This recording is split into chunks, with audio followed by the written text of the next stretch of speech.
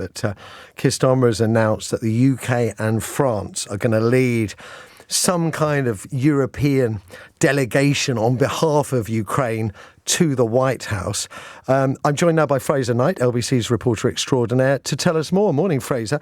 We've been speculating for a fair few days now that maybe Keir Starmer has a role as a conduit, and Macron's name has been mentioned. It now appears both men are going to do the job. Yeah, Keir Starmer's given an interview this morning to the BBC ahead of this summit of European leaders, and he's really sort of outlined what he expects to get from that. He says he wants to bring together a coalition of the willing, and revealed that the UK, alongside France and Ukraine, and he says maybe some others, will now come up with what they see as a new peace deal for Ukraine, and then they will take that to the US to get Trump sign-off on it. He has said that in the phone calls that he's had over the weekend since we saw that spat between Zelenskyy and Trump in the Oval Office, he says this is what has been agreed for the path forward. Just take a listen to what he said to Laura Kuenssberg.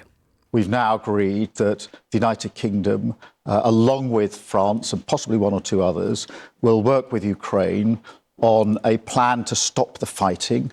And then we'll discuss that plan with the United States. So in those calls on Friday night, through the meeting yesterday, into the calls again last night, I think we've got a step in the right direction because, as I say, nobody wants to see what happened on Friday. And I have to say he was very careful with his language when he was asked what he made of the arguments in the Oval Office between Zelenskyy, Trump and Vance. He said that he felt very uncomfortable watching it, but he said he still trusts Donald Trump and he still trusts President Zelenskyy. He says that Donald Trump wants to see lasting peace. But when he was asked whether there had been any guarantee from Donald Trump in his talks in America last week that there will be US support to secure any peace deal.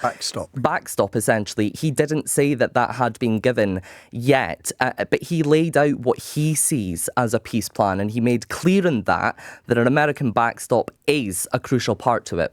That is going to need a US backstop, because I don't think it would be a guarantee without it. I don't think it would be a deterrence without it. So the two have to go together. So for me, the components of a lasting peace are a strong Ukraine to fight on if necessary, and to be in a position of strength to negotiate, a European element to security guarantees, and that's why I've been forward-leaning on this about what we would do, and a US backstop. And that's the package. All three parts need to be in place.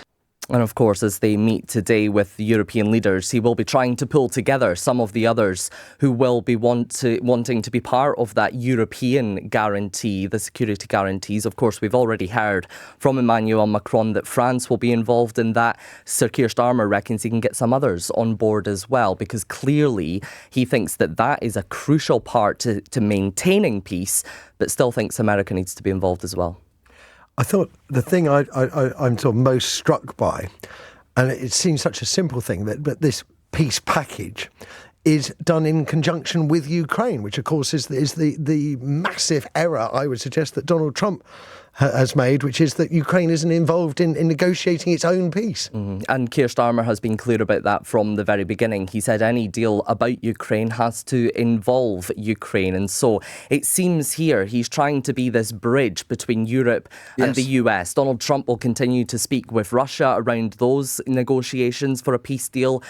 Sir Keir Starmer will continue now with Europe to find their side of this. And then Keir Starmer hopes to be that middleman, that bridge between the two, to make sure that everyone involved can maintain that peace so that Russia doesn't come back again. That is the job that I wouldn't envy him at all, because it's a high stakes job. You are essentially, I think, going to be standing up against President Trump. And as he takes these things so personally, I think my fear is that there could be repercussions for the UK if Keir Starmer takes a strong line supporting Zelenskyy in Ukraine. Fraser Knight, pleasure talking to you as usual.